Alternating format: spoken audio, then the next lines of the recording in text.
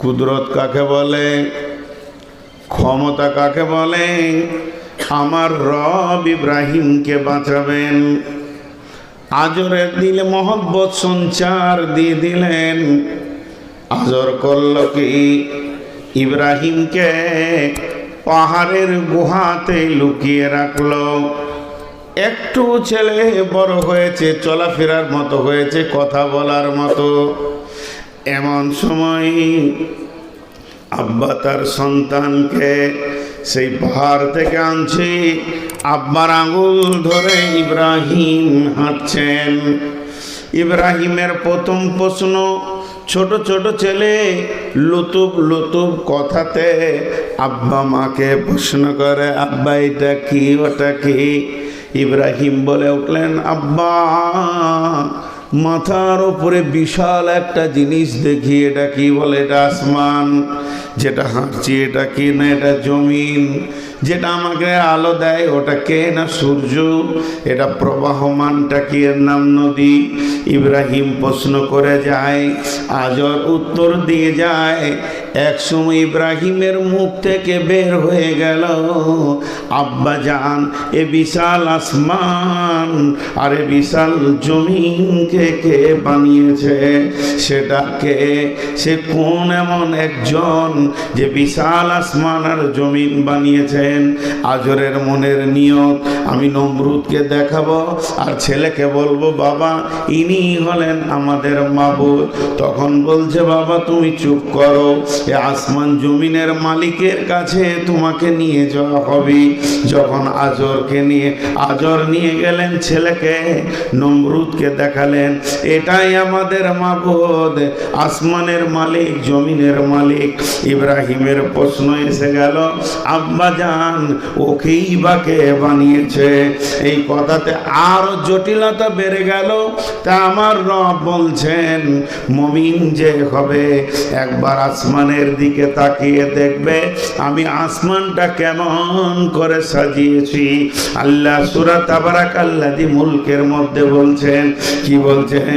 তাবারাকাল্লাযী বিয়াদিহিল মুলকু ওয়া হুয়া আলা কুল্লি শাইইন কাদির আল্লাযী খালাকাল মাউতা ওয়াল হায়াতা লিয়াবলুয়াকুম আইয়ুকুম আহসানু আমালা ওয়া হুয়াল আজিজুল গফুর আল্লাযী খালাকা সাবআ সামাওয়াতিন তিবাকা মা তারা ফি খালকির রহমানি মিন তাফাউত সুম্মা আরজি'ল বাসারা কাররাতাইনি ইয়ানকালিব ইলাইকাল বাসারু খাসিয়া ওয়া হুয়া হাসির। আমার রব যে সাতবক আসমানকে বানিয়েছে, আল্লাহর রহমানের সৃষ্টির ভিতরে কোনো কি তোমরা পার্থক্য দেখতে পেয়েছ? তোমরা কি তার মধ্যে কোনো ভুল পেয়েছ? কোনো কি ফাটল পেয়েছ? হে বিশ্ববাসী, তোমরা তোমাদের জ্ঞানের বহর দিয়ে চোখ দুটিকে তাকিয়ে দেখো। একবারে যদি না পারবে বারবার দেখো। সুম্মার জিল বাসারা কাররাতাইনি ইয়ানকালিব ইলাইকাল বাসার। এরপরও যদি তোমরা আবার তাকাও, রবের একটা ভুল বের করে দিতে পারো নাকি? তোমার যে দৃষ্টি শক্তি নত হয়ে তোমার কাছে ফিরে আসবে, কিন্তু আমার রবের একটা ভুল বের করতে পারবে না।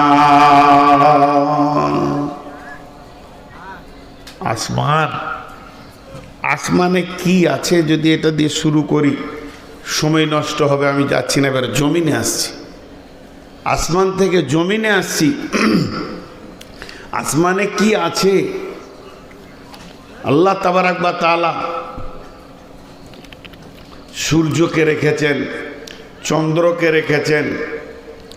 বড় বড় কয়েকটা গ্রহ আমরা চিনি, কিন্তু বড় বড় বিজ্ঞানীরা বলছেন গ্যালাক্সি বা ছায়াপথ যেটা, এর ভিতরেই 15 থেকে 17 কোটি তারা আছে। দেখেন আজীব সৃষ্টি। আর এক একটা তারা পৃথিবী থেকে কয়েকশো কোটি গুণ বড়। 13 লক্ষ গুণ বড় সূর্য, সূর্য থেকে কয়েকশো কোটি গুণ বড় এক একটা তারা। আবার ওকেই ছোট মনে হয়। তারপরে তো আলোকবর্ষ আছে, তাদের আলো আসছে, কিন্তু এত জটিলতার দিকে যাচ্ছি না। বিজ্ঞানীরা বলছে কয়েকটা গর্ত পাওয়া গেছে, একটা নয়। তাদের নাম দিয়েছে ব্ল্যাক হোল, গহ্বর, কালো অন্ধকার গর্ত। সে তারা বা তারাগুলোকে গিলে খেয়ে ফেলছে। এটা আল্লাহ বানিয়েছেন, এটা আল্লাহ বানিয়েছেন, নিয়ন্ত্রণ করছেন আল্লাহ। জি, বিসমিল্লাহির রহমানির রহিম। আর রহমান আল্লামাল কুরআন খলাকাল ইনসান আল্লামাহুল বায়ান আশ-শামসু ওয়াল কামারু বিহুসবান ওয়ান নাজমু ওয়াস সাজারু ইয়াসজুদান।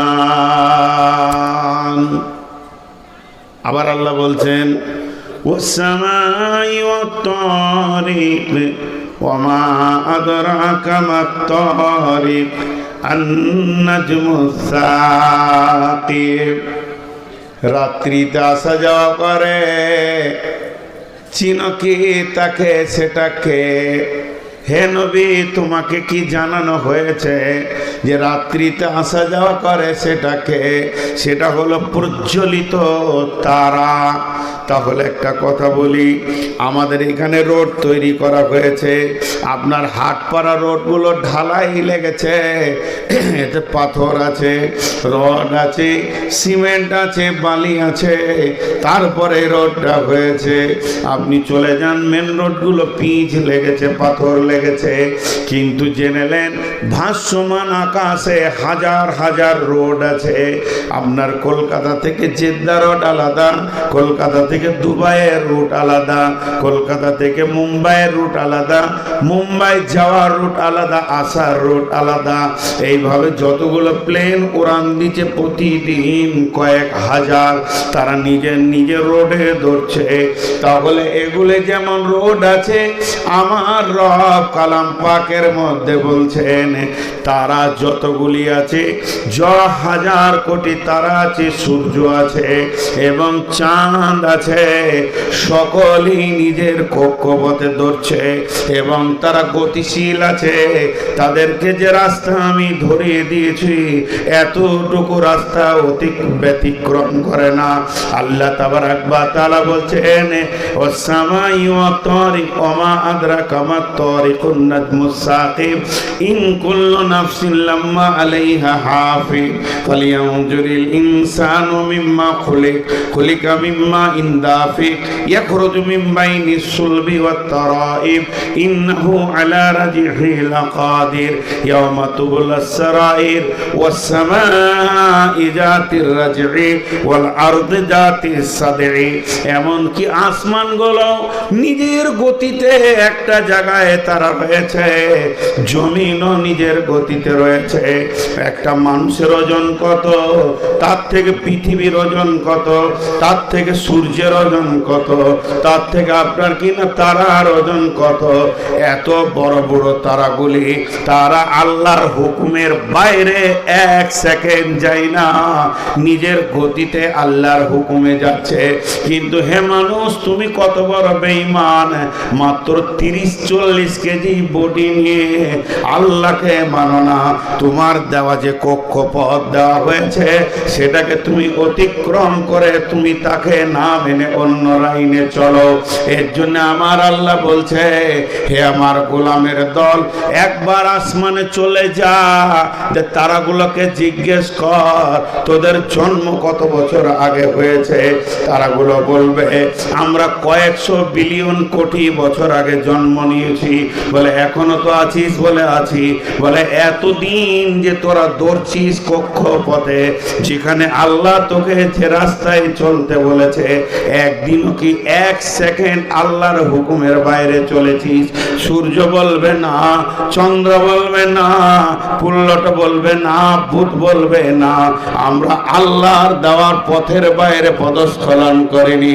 তখন মানুষ তুমি সেখান থেকে চেতনা নাও যে তোমার থেকে মূল্য তার কম না বেশি। আমি আল্লাহ তোমাকে পৃথিবীর বুকে সব থেকে দামি বানিয়েছি, জ্ঞানী বানিয়েছি। ওখান থেকে তুমি জ্ঞান পেয়ে গেলে একটা তারা যদি এতদিন আল্লাহর হুকুমের পথের ওপরে চলতে পারে, তা আমি কেন 20-25টা 50টা বছর আল্লাহর দেওয়া রোডে চলবো না? অতএব সৌর জগতে গিয়ে আল্লাহর ব্যাপারে জ্ঞান নিয়ে এসো। আরো কথা আছে, এরপরে এসো জমিনের ওপরে। জমিন কি বলবে? জমিন বলবে নিরে ধৈর্য ধরে রয়েছি বন্ধুরে। ওয়াল আরদুল মাইতাতু আহইনাহা ওয়া আখরাজনা মিনহা হাববান ফামিনহু ইয়াকুলুন ওয়া জাআলনা ফিহা জান্নাতিন মিন নাখিলিন ওয়া আনাবিন ওয়া ফাজ্জারনা ফিহা মিনাল উয়ুন লিয়াকুলু মিন সামারিহি ওয়া মা আমিলাতুহু আইদিহিম আফালা ইয়াশকুরুন।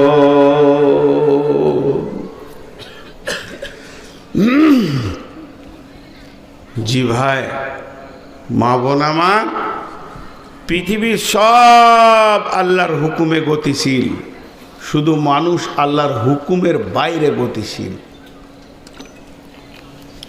জমিন প্রতি বছর মারা যায়, জমিন প্রতি বছর মারা যায়।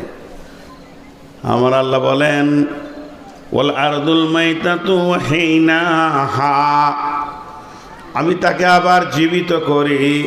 ও আখরাজনা মিনহা হাববান ফামিনহু ইয়াকুলুন, তার থেকে আমি ফলে ফসলে জমিনকে ভরে দিই, এমন সুন্দর করে ভরে দিই।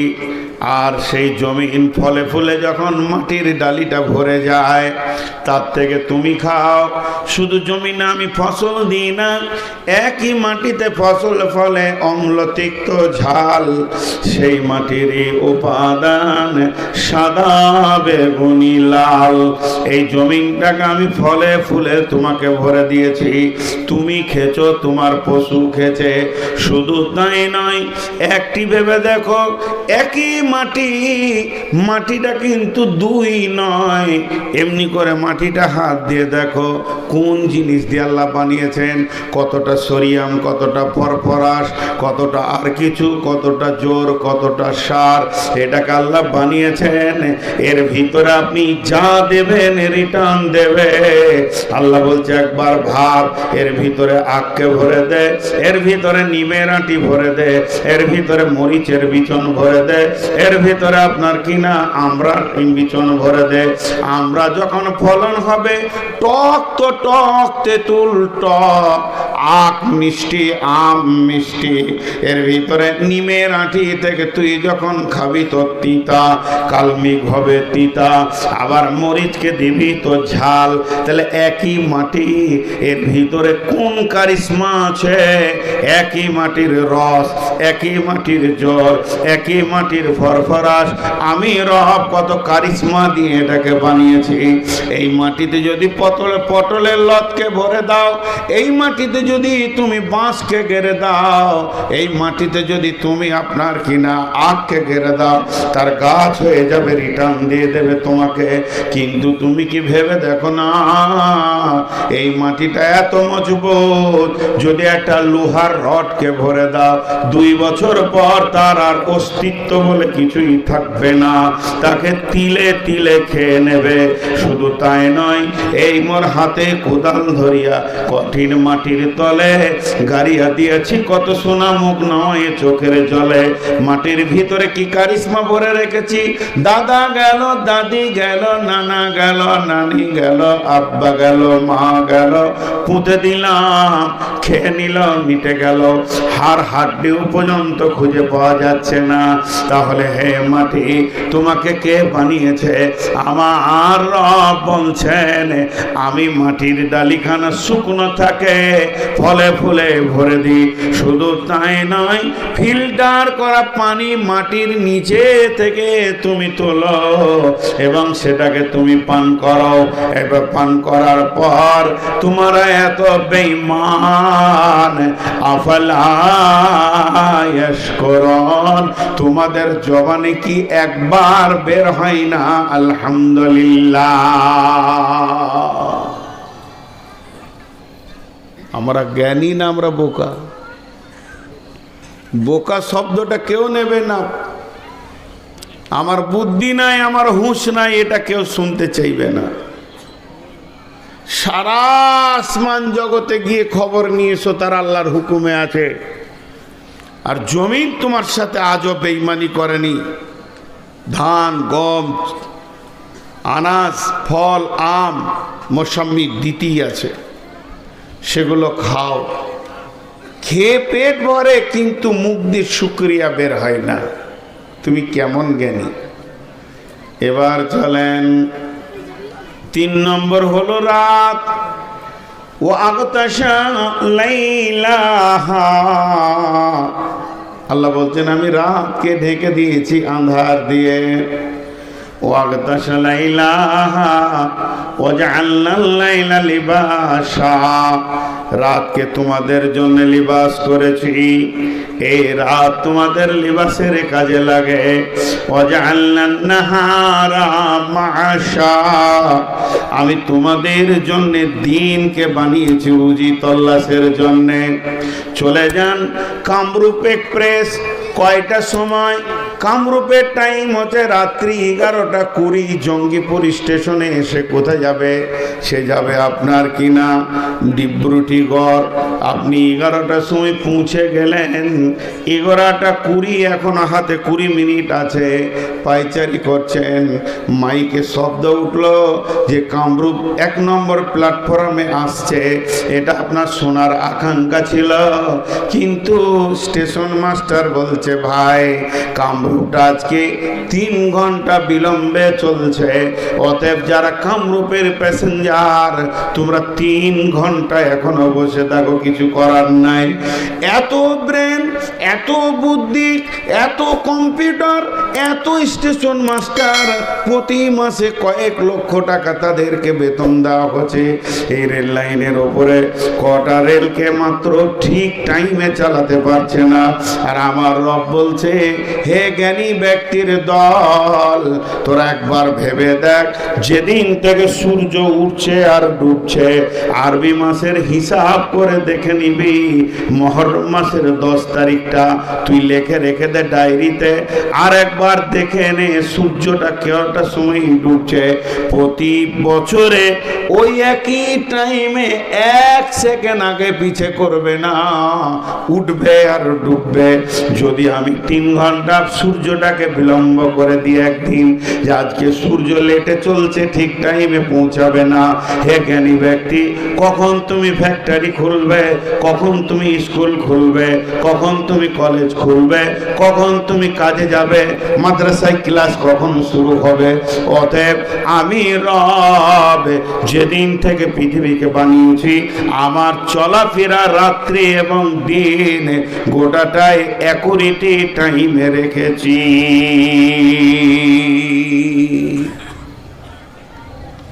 ভাইয়া, এবার সাদা বটা কয়টা মোটা কথা বলো, একটু মনোযোগ। এতক্ষণ উপস্থাপনাতেই কাটিয়ে নিলাম। এই আয়াতটা আমি নিয়েছি আজকে বক্তব্যের বিষয় হিসেবে। তো জ্ঞানী ব্যক্তি যারা হবে, তারা এই 4টা জিনিসকে খেয়াল করে আল্লাহকে বের করবে। আল্লাহকে বের করবে। প্রকৃত জ্ঞান হলো আল্লাহ, জ্ঞানের শুরু হলো আল্লাহ, জ্ঞানের শেষ হলো আল্লাহ। যে আল্লাহকে চিনল সে জ্ঞানী, যে আল্লাহকে চিনল না, এর মতো নিরেট হত মূর্খ এ পৃথিবীতে আর কেউ নেই। এটাই হলো জ্ঞানের শেষ আর জ্ঞানের শুরু। জ্ঞানের শুরু আল্লাহ। আল্লাহ আলাস্তু বিরব্বিকুম, সেই আলামে আরওয়াতে রব দিয়ে শুরু হয়েছে জ্ঞান শিক্ষা। আর আল্লাহ রসুল বলছে যখন ও পৃথিবী থেকে বিদায় নেবে তো ওকে তালকিন দাও, আল্লাহর নাম কালেমায়ে শাহাদাতের তালকিন দাও। তার মানে জ্ঞানের শুরুতেও আল্লাহ, জ্ঞানের শেষেও আল্লাহ। যে আল্লাহকে চিনল সে সব কিছু চিনল। এবার জ্ঞানী ব্যক্তি কেমন হবে? একটু ইশারায় একটা উদাহরণ দিব, এছাড়া আর কোনো উদাহরণ আমি খুঁজে পাচ্ছি না বর্তমানে। একটা ছেলে বা মেয়ে, বাচ্চা ছেলে আছে দেখবেন, ওর কাজ চলাফেরা বাচ্চার মতো, কাজ চলাফেরা বাচ্চার মতো, ইশারাই বলছি, বুঝে নেবেন। ছেলেটা আস্তে আস্তে বড় হচ্ছে, ওর ভিতরে যৌন তরঙ্গ এসেছে। তরঙ্গটা এসেছে তো বলে আসেনি, পোস্টার হয়নি, প্রচার হয়নি, মাইকিং হয়নি। ছেলে হোক আর মেয়ে হোক, যখনই যৌন চেতনা এসে যাবে ওর পুরো চলাফেরা সব চেঞ্জ হয়ে যাবে, পুরো চেঞ্জ হয়ে যাবে আস্তে আস্তে। আল্লাহ তাবারক ওয়া তাআলা বলছেন, যার ভিতরে জ্ঞান ঢুকে যাবে, যে ব্যক্তিটা জ্ঞানী হয়ে যাবে, আপনার কাছে জ্ঞানী, আমার কাছে জ্ঞানী, পৃথিবীর মানুষের কাছে জ্ঞানী, এই জ্ঞানীটা নয়। যে ব্যক্তিটা আল্লাহর কাছে জ্ঞানী হবে, ওই লোকটা চলাফেরা কেমন হবে আমার রব বলছেন। তিনি কি বলছেন? আল্লাযীনা ইয়াযকুরুনাল্লাহা কিয়ামান ওয়া কুউদান ওয়া আলা জুনুবিহিম ওয়া ইয়াতাফাক্কারুনা ফী খালকিস সামাওয়াতি ওয়াল আরদি রব্বানা মা খালাকতা হাযা বাতিলান সুবহানাকা ফাকিনা আযাবান নার। বাস, এটাই হলো আজকে বক্তব্যের শুরু, আর এটাই থাকবে শেষ পর্যন্ত। জ্ঞানী ব্যক্তি যে হবে, সে আল্লাহকে স্মরণ করবে, সে কোনো সময় নিজেকে আল্লাহর জিকির থেকে, স্মরণ থেকে খালি রাখবে না। এই ভাই তোমার মোবাইলে আলো বন্ধ করো, শেষ পর্যন্ত বলা করালো, তারপর ছাড়লো। প্রতি মুহূর্তে মনে মনে করছে এবারও বন্ধ করবে। তো খুব ধ্যানের সঙ্গে মা বোন খুব মনোযোগ, খুব মনোযোগ। তাহলে কীরকম জিকির? জিকির দেখেন বেদাতিরা কেমন করে, ইল্লাল্লাহ ইল্লাল্লাহ ইল্লাল্লাহ। জি না, এটা জিকির নয়। জিকির মানে হচ্ছে স্মরণ। সেই স্মরণটা কত রকম হতে পারে, জিকিরের কত মূল্য এবার বুঝতে পারবেন। একটার পর একটা লাইন দিয়ে বলবো, সিরিয়াল ওয়াইজ বলবো, খুব মনোযোগ, উঠবেন না। বহুদিন পর এই বক্তব্যটা ধরেছি এবং হৃদয় দিয়ে বলতে চাইছি। আমি জানছি এর কত গভীরতা আছে, কিছুক্ষণ পর আপনারাই টেস্ট পাবেন। আল্লাহ তাবারক ওয়া তাআলা বলছেন, জিকির কি করে, কি লাভ করে? আলা বিযিকিরিল্লাহি তাতমাইন্নুল কুলুব। একটা আপনাদেরকে মারেফাতের উদাহরণ দিচ্ছি, শুনেলেন। একটা হলো ঘোড়া, আর একটা হলো প্যাসেঞ্জার। ঘোড়াটা হলো সওয়ারি, আর যে চেপে আছে সে হলো সওয়ার। আরেকবার বলছি, এটা মারেফাতের তত্ত্ব, শরীয়ত, তরিকত, হাকিকাত, মারিফাত, তান্ত্রিক, তামাসিক, যান্ত্রিক, রাজসিক। কথাটা কত মজবুত দেখেন। ঘোড়াটা হলো সওয়ারি, আর যে চেপে আছে সে হলো সওয়ার। ঘোড়াটাকে ভালো ভালো খেতে দিচ্ছেন, তাকে ছোলা দিচ্ছেন, বাদাম দিচ্ছেন, ভুসি দিচ্ছেন, তাকে আপনার কিনা কাবলিক চানা খাওয়াচ্ছেন। এতটুকু টাইমে খাবার তার বন্ধ নাই, তার চিকিৎসা হচ্ছে, তাকে প্রতিদিন আপনার কিনা সকালে মর্নিং ওয়াক করাচ্ছেন। এবার ঘোড়াটা হৃষ্টপুষ্ট হয়ে কলকাতা ইডেন গার্ডেনের যেমন গেরিলা যুদ্ধের সৈন্যদের কাছে রয়েছে, ওই ঘোড়াগুলোর মতো হয়েছে। কিন্তু যে লোকটা চাপবে, তাকে না খাইয়ে না খাইয়ে না খাইয়ে না খাইয়ে একদম পাতলা করে শুকিয়ে দিয়েছে। এক পা ফেললেই তার মাথা যেন রোদে তাঁ তাঁ করে ঘুরছে। ওই লোকটা ঘোড়াটাকে কোনোদিন চালাতে পারবে না, ঘোড়া তার কথা শুনবে না। ঘোড়া রোডে যেতে যেতে যখনই লোকের জমিতে পালং শাক দেখবে, তখন ঘোড়ার রোড ছেড়ে এর ভিতরে ঢুকে যাবে, কিন্তু ওই রুগীর ক্ষমতা হবে না যখন রাস্তার উপরে রেখে দিই। কিন্তু যদি আবার ওই সাওয়ার যে আছে চেপে তাকে যদি দামি দামি খাবার দেওয়া হতো, আর যদি সে হৃষ্টপুষ্ট হয়ে থাকতো, তার ক্ষমতা যদি মজবুত থাকতো, কবজির ক্ষমতা যদি ঠিক থাকতো, তাহলে ঘোড়াকে এমন করে লাগাম ধরতো আর ঘুঁটা মারতো পেটে, ও জানের ভয়ে রোডের উপরে ধরতো, রোডের বাইরে যেত না। তাহলে এই উদাহরণটা কেন দিলাম? আমাদের দেহ হলো ঘোড়া, আর এর উপরে যে চেপে আছে ওর নাম হচ্ছে আত্মা। মা আমার, বোন আমার, দেহটা হচ্ছে সাওয়ারি। আমরা ঘোড়ার উপরে চেপে দুনিয়া করছি, কিন্তু যে চেপে আছে এর নাম হলো আত্মা। আত্মা একে পরিচালনা করছে। কিন্তু সারাদিন আমরা ঘোড়াকে খেতে দিই।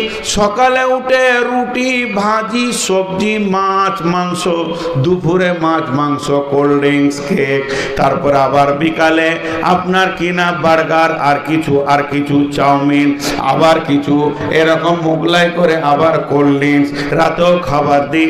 যতদিন থেকে দেহ নামে ঘোড়াটা পেয়েছি, এর খাবার, চিকিৎসা, ওষুধের অভাব নাই। কিন্তু এর ভিতরে আত্মা যে আছে, আত্মা কে খায়? আত্মা আল্লাহর জিকিরে হৃষ্টপুষ্ট হয়। আলা বিজিকিরিল্লাহি তাতমাইন্নুল কুলুব। তুমি যত আল্লাহর জিকির করবে তত তোমার আত্মার শক্তি বাড়বে। আমরা আত্মাকে না খাইয়ে একে এত দুর্বল করে দিয়েছি, ঘোড়া দৌড়ছে গুনহার দিকে, আত্মা তাকে টেনে আনতে পারছে না। কিন্তু আমাদের যদি আত্মা মজবুত থাকতো, আত্মার খাবার যদি ঠিক টাইমে পৌঁছে যেত, তাহলে দেহ আর গুনার দিকে দৌড়তে পারতো না। অতএব আমাদের কাছ থেকে জিকির চলে গেছে, আল্লাহর নামের স্মরণ চলে গেছি।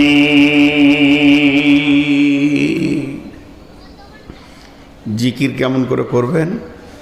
গোল করে বসে যাবেন 20-50 জন, আর একজনা বলবে লা ইলাহা ইল্লাল্লাহ ইল্লাল্লাহ। তাহিরিকে তো দেখতে পেয়েছেন, এছাড়া কিছুই জানে না।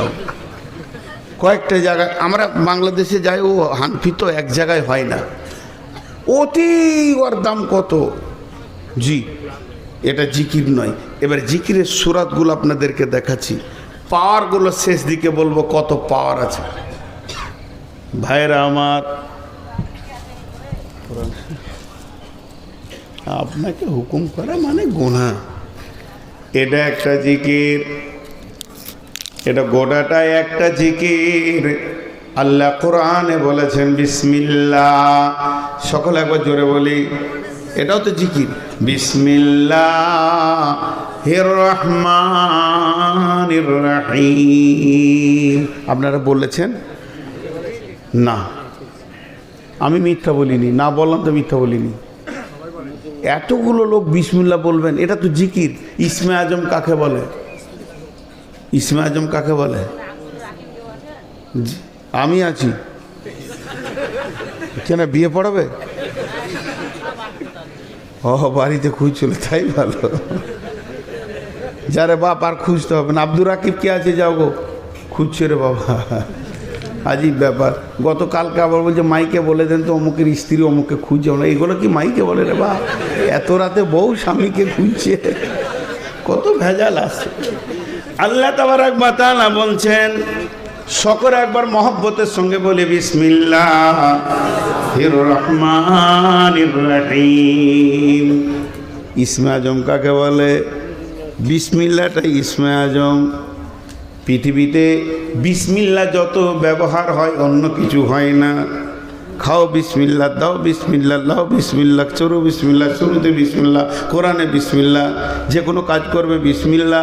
এটাই তো ইসমে আজম। আশ্চর্য নাম। ইসমানের নাম, আশ্চর্য মানে বড় নাম। এটা এত বড় নাম, এটার ফজিলত শুনেলেন। যদি কোনো ছেলেকে মেয়েকে জিনে বিরক্ত করে, ওই ইচ্ছাকে বসিয়ে দেবেন, আর এই আঙ্গুলের ওপরে বিসমিল্লাহটা পরে ফুঁক দিয়ে এইভাবে ঘুরিয়ে দেবেন, ওই জিন আর ওখান থেকে বের হয়ে যেতে পারবে না। যত ততক্ষণ পর্যন্ত আপনি গন্ডি না কাটবেন। যদি মাথার অত্যন্ত ব্যথা হয়, কটকট করে মাথা কাটছে, মা আমার, বোন আমার, শুনেলেন, বিসমিল্লাহটা 3 বার পরে এই আঙুলে ফুঁক দিয়ে দেন, ফুঁক করে দিয়ে দেবেন। তারপরে আঙুলটা নিয়ে কপালে জোরে মারবেন, রুগী চুমকে উঠবে, মাথা ব্যথা চলে যাবে। প্র্যাকটিক্যাল আমি দেখেছি এবং হয়েছে। এর মতো বড় ইসনাজম কিছু নাই। আজকে শুধু আপনাদেরকে জিকির করাবো। একটু জোরে সবাই বলি, বিসমিল্লাহির রহমানির রহিম, নাহনু নাযালনা আলাইকা যিকরা। আমার আল্লাহ বলছেন, এটাই তোদের ওপরে আমি জিকির নাজিল করেছি। তাহলে এটা গোটাটাই জিকির। আপনাকে আর তাহিরি জিকির করতে হবে না, আর বিরানি জিকির করতে হবে না। শুধু বলবেন বিসমিল্লাহির রহমানির রহিম, ইয়া আইয়ুহাল্লাযীনা আমানুস্তাঈনু বিসসবরি ওয়াস-সালাহ ইন্নাল্লাহা মা'আস-সাবিরিন। জিকির হয়ে গেল, জিকির হয়ে গেল। আমরা যদি একটা আয়াত পড়ি তো একটা জিকির। অতএব বন্ধুরে, এর মতো বড় জিকির আর কিছু নাই। তাহলে আল্লাহর নাম কি? আল্লাহ, আল্লাহ, আল্লাহর নাম জোরে বলি আল্লাহ, মহব্বতের সঙ্গে বলি আল্লাহ। আল্লাহর সব থেকে বড় টাইটেল কি? আল্লাহর বিশেষণ কি? আকবার। আকবার, আকবার মানে বড়। কত বড়? আকবার, বড়টা এই বড়কে বলা হয়, তারপরে আর কোনো বড় নাই। তাহলে আজান কি হয়? আল্লাহু আকবার। ওই আল্লাহ বড়, তার উপর আর কোনো বড় নাই। সেই আল্লাহ যত বড়, তার নামটাও তত বড়, তার জিকিরটাও তত বড়। এবার বলেন, সব থেকে বড় জিকির কি? সব থেকে বড় জিকির কি? আরেকবার বলেন, বিসমিল্লাহ। কই জোরে বলে না গো, বিসমিল্লাহির রহমানির রহিম, ইন্নাস সালাতা তানহা আনিল ফাহশাই ওয়াল মুনকারি ওয়ালা যিকরুল্লাহি আকবার। পৃথিবীর সব থেকে বড় জিকির হচ্ছে সালাত আদায় করা। আপনাকে গর্দন লাফাইতে হবে না, ডান দিকে বাঁ দিকে করতে হবে না, শুধু সালাত আদায় করবেন। এর থেকে বড় জিকির আর পৃথিবীর বুকে কিছু নাই। আল্লাহ রাব্বুল আলামিন বলছেন, আলা যিকরুল্লাহি আকবার। সালাত কত বড় জিকির? সব থেকে বড় জিকির। সালাত কত বড় জিকির? সব থেকে বড় জিকির কোরআন বলছে। এবারে বড় জিকির কেন, প্রমাণগুলো করে দিই। 1 নম্বর, আমি কোরআন শরীফ পড়ছি। কোরআন শরীফ পড়াটা জিকির কি জিকির নয়? মুখ খুলেন আমার সঙ্গে। কোরআন শরীফ পড়ছি, পড়তে পড়তে আমি আয়াতের কাছে এলাম। কি এলাম? তাজিদু লাকুম ওয়াকিলা। পেছন থেকে আমার ভাতিজা কিংবা নাতিপুতা ডাকছে, কিংবা ভাতিজা বলছি, চাচা, এখানে আঙুলটা দিয়ে বলছি, কি বলছি রে? বলে একটু দরকার ছিল, একটু বাড়িতে এসে। বলে যা, আসছি যা। দিয়ে আবার শুরু করলাম। তার মানে এই জিকিরের ভিতরে কথা বলা অসুবিধা নেই। অসুবিধা আছে? নেই। এবার ধরেন আমি সুবহানাল্লাহ বলছি, মসজিদে বসে বসে তসবিহ করছি, সুবহানাল্লাহ, আলহামদুলিল্লাহ, ওয়ালা ইলাহা ইল্লাল্লাহু, আল্লাহু আকবার, ওয়ালা হাওলা ওয়ালা কুওয়াতা ইল্লা বিল্লাহিল আলিয়্যিল আযীম, সুবহানাল্লাহি ওয়া বিহামদিহি, সুবহানাল্লাহিল আযীম। এমন সময় কমিটির ছেলে বলছে, আসসালামু আলাইকুম হুজুর। ওয়ালাইকুম সালাম। আঙ্গুল ধরে আছি, 100 বার তসবিহটা করার নিয়ত করেছি। বলেন কি বলছেন? নাস্তা করেলেন, একটু পর যেছি, আবার শুরু করলাম, সুবহানাল্লাহি ওয়া বিহামদিহি, সুবহানাল্লাহিল আযীম, আস্তাগফিরুল্লাহাল্লাযী লা ইলাহা ইল্লা হুয়াল হাইয়ুল কাইয়্যুম। বেলায় পৃথিবীর যত জিকির আছে সব জিকিরগুলো নামাজের থেকে নিচে। নামাজের মতো বড় জিকির কিছু নাই। একটা হলো আজকার, আর একটা হলো আরকান। একটা হলো আজকার, আজকার মানে হচ্ছে জিকির, আরকান মানে হচ্ছে নিয়ম কানুন। একটা হচ্ছে দেহ আর একটা হচ্ছে আত্মা। তাহলে এই যে এটা দাঁড়িয়েছি, এটা হচ্ছে আরকান। বুকে হাত বেঁধে দাঁড়াতে হবে, রফায়ে দান করতে হবে, রুকু যেতে হবে, সাজদা করতে হবে, আবার বসতে হবে, আবার সাজদায় যেতে হবে। যেটা অঙ্গভঙ্গিতে চলছে এটাকে আরকান বলে। এই আরকান চলছে আর জিভ কিন্তু বন্ধ নাই। কখন থেকে জিভ বন্ধ নাই? আল্লাহু আকবার, আল্লাহুম্মা বাইদ বাইনি ওয়া বাইনা খাতায়ায়া, আলহামদুলিল্লাহি রাব্বিল আলামিন, কুল হুয়াল্লাহু আহাদ, আল্লাহু আকবার, সুবহানাকাল্লাহুম্মা রাব্বানা ওয়া বিহামদিকা আল্লাহুম্মা ইগফিরলি, সামি আল্লাহু লিমান হামিদা, রব্বানা লাকাল হামদু হামদান কাসীরান তাইয়িবান মুবারাকান ফি, আল্লাহু আকবার, আল্লাহ সুবহানাকাল্লাহুম্মা রাব্বানা ওয়া বিহামদিকা আল্লাহুম্মা ইগফিরলি, সুবহানা রাব্বিল আলা, আল্লাহু আকবার, আল্লাহুম্মা ইগফিরলি হামনি হাদনি ওয়াফিনি ওয়াজবুরনি ওয়ারযুকনি ওয়ারহামনি, আল্লাহু আকবার, সুবহানা রাব্বিল আলা, সামি আল্লাহু লিমান হামিদা। আসসালামু আলাইকুম ওয়া রাহমাতুল্লাহ, আসসালামু আলাইকুম ওয়া রাহমাতুল্লাহ। মধ্যখানে আমার জিভ এক সেকেন্ড বন্ধ নাই। আর পেছন থেকে যদি আমার বিবিও ডাকে যে একবার শোনো, আমি সেদিকে আর যাব না। আমার ধ্যান জ্ঞান মন যেন আল্লাহর উপরে পড়ে গেছে। এর থেকে বড় জিকির আর পৃথিবীতে হতে পারে না। এর জন্যে কোরআন নামাজকে বলেছে ওয়ালা জিকরুল্লাহে আকবার। এটাই হলো পৃথিবীর সব থেকে বড় জিকির।